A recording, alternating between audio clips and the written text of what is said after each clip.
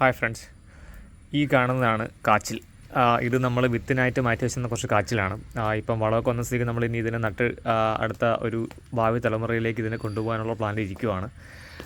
ഇതിവിടെ നിലത്ത് കിടന്നത് ഇവിടെ വേരൊക്കെ വന്ന് പൊടിച്ചു തുടങ്ങി.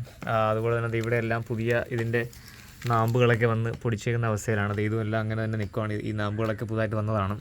ഇനിയിപ്പോൾ ഇതിനെ നമ്മൾ മുറിച്ചെടുത്ത് ചാണകത്തിൽ മുക്കിയെടുത്ത് കുറച്ച് ദിവസം വെച്ചതിന് ശേഷം നമ്മളിതിനെ നട്ടെടുക്കുന്നതായിരിക്കും. ഇത് 1, 2, 3 മൂടാണ് മൊത്തത്തിലുള്ളത്.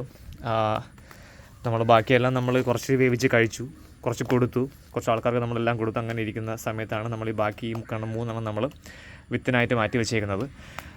അപ്പോൾ ഇതിൻ്റെ ബാക്കി സംഭവം നമ്മൾ വഴിയെ വീഡിയോയിൽ കാണിക്കുന്നതായിരിക്കും, എങ്ങനെയാണ് ഇതിൻ്റെ നടന്നതെന്നൊക്കെയുള്ള കാര്യങ്ങൾ. ഇത് ശരിക്കും നീല കാച്ചിലാണ്.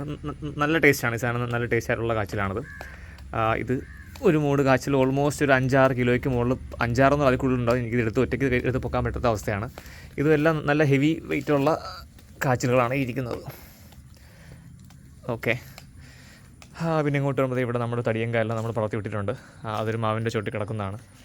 അങ്ങനെയൊക്കെ ആയിട്ട് ഇവിടുത്തെ കാര്യങ്ങൾ.